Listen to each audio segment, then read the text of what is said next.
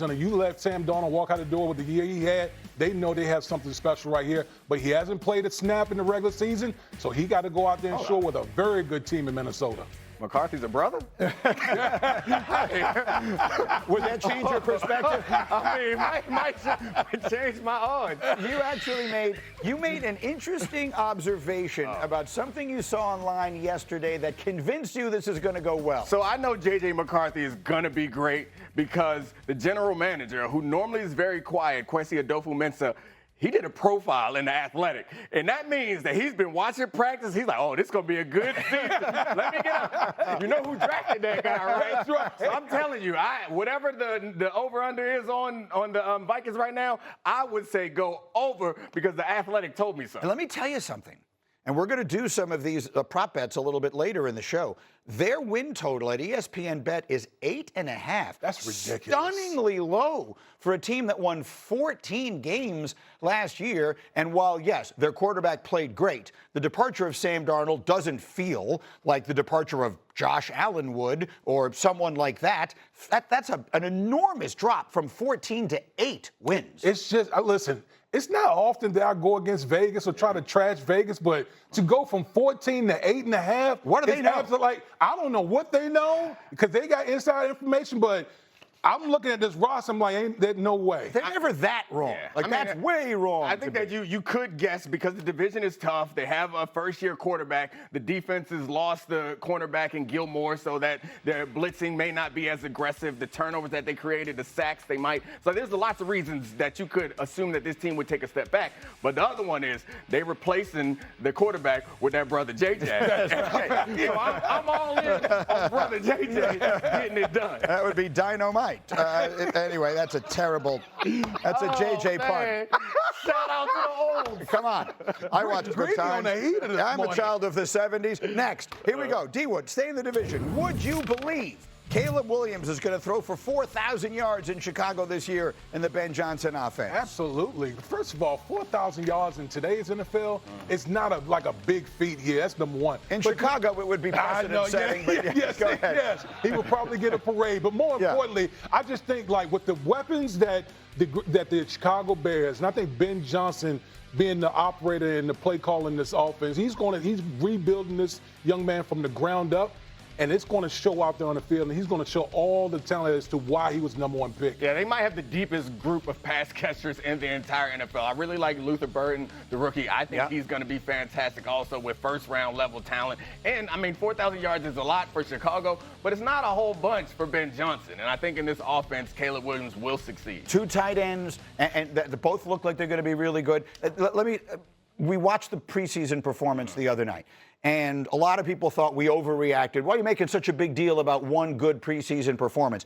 And my response is, if he looked awful, we would have gone nuts. How big a deal? How much confidence do you draw from how good it looked in that limited offseason? Yeah, I mean, I'm high on Caleb Williams, so I think I have a little bit of confirmation bias. Right. I want to draw a lot from it, so I am drawing a lot from it. I do agree. If it was bad, we would be crushing him. But it does show that he can operate within the bounds of an offense. I know that you're not getting super complicated defenses. They're not adjusting. We're not asking a whole bunch of them. But he operated this offense. It's the thing that we all said that he can't do. Right. Or we all said he needs to work on. We know you can do the big plays. We know you can make magic happen and put the ball at risk sometimes. But can you operate within the system, under the center? I know it's a low bar, but he showed that he could do that. No, I absolutely agree. That's the one thing we've been talking about. Right. All offseason, like, can you just do the mundane stuff at quarterback? That was the one thing that he showed us in that preseason game. So why do I not think that he can't do the spectacular stuff moving forward? So many young quarterbacks in that division. We covered McCarthy. We covered Williams. D-Wood, let's go to Green Bay. Would you believe Jordan Love will elevate his receivers and win the NFC North? If they catch the damn ball, then yeah, absolutely. Like, Green Bay has too many talented pass catchers to be as bad as they were last year. I just think they'll rebound. And the one thing about Jordan Love, he comes out of the gate slow. Obviously, we know about the injury that he sustained early in the season, but if he can eliminate the early hiccups, because most of his interceptions have come in the first half of seasons over the past 2 seasons, if he can do that, eliminate that, I mean, Jordan Love is one of the best quarterbacks in the National Football League, in my opinion. Let me show you what D-Wood is talking about. Can we put up B32? Green Bay dropped 6.3% of their attempts last year by a wide margin, the most of any team in the league. And look at the company that they keep. I mean, the Browns, the Jets, the Panthers, those teams combined to win 13 games last year. Green Bay managed to win 11, and that is with a banged-up Jordan Love. I feel like there are people who keep waiting for him to just become great. Yeah. Mike Tannenbaum and I both picked him to be the MVP of the league last year. Obviously, that wasn't even close. Does he have that next gear to kick it into? Absolutely. I think there are a surprising amount of franchise-changing quarterbacks in the NFL right now. And I think he's one of them. To the point that you were making, he's not in the neighborhood, or his team, as far as drops are concerned, we're not in the neighborhood of those bad teams. They were worse than those bad teams. They still were 11-6. That defense was surprisingly good. But I do think that Jordan Love, he shows it, that he has the ability. He's just like one of these guys that's just on the verge of, I think, breaking into that top tier of quarterbacks in football, and he's shown that he can be. So those three teams, and then obviously the Lions, who were great last year and have the most, established quarterback, if you will, in Jared Goff.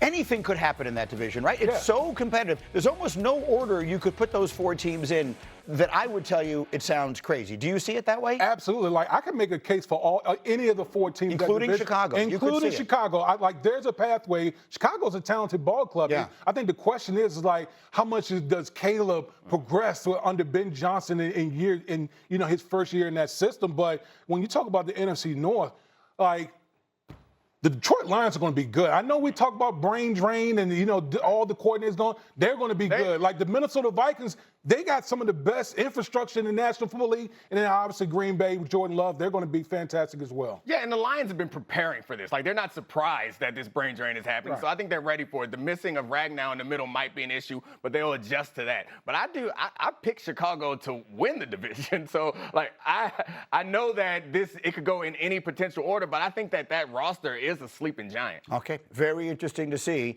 how that plays out. Coming up, it is a perfect match in Pittsburgh.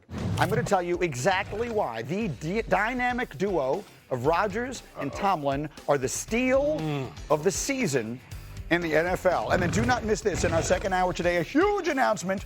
There is good reason to expect him to succeed this year. In fact, there are lots of good reasons, and all of them are named Mike Tomlin. Let me start with this. When Tomlin had a Hall of Fame quarterback, all he did was win. He and Ben Roethlisberger won 136 games together. In the history of the NFL, only Brady and Belichick won more. Now, I can already hear you. Rodgers isn't that player anymore. Okay, fine. Tomlin is 47-37-1 without Ben.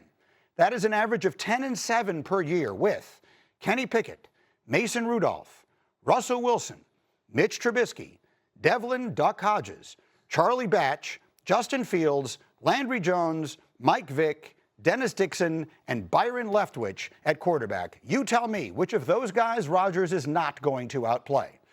Mike Tomlin always overachieves. That's not an opinion, people. It's a fact. The Steelers have gone over their win total in each of their last 5 seasons, and they do it by winning close games. In those 5 seasons, Tomlin has won 65% of his games decided by 6 points or fewer. Rodgers and the Jets were 0-7 in those games last year. He is the perfect coach for what Aaron can still be. And here's one more thing. In Pittsburgh's 3 seasons post-Big Ben, they're 17-2 in games without a turnover. I'll give you one guess. Which quarterback has the lowest interception rate in NFL history?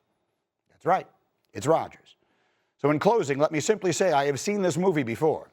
In 2009, after playing for the Jets and being left for dead, a 40-year-old Brett Favre went to Minnesota, went 12-4, and made the NFC title game. So are you telling me that history can't repeat itself? I would say don't bet against it.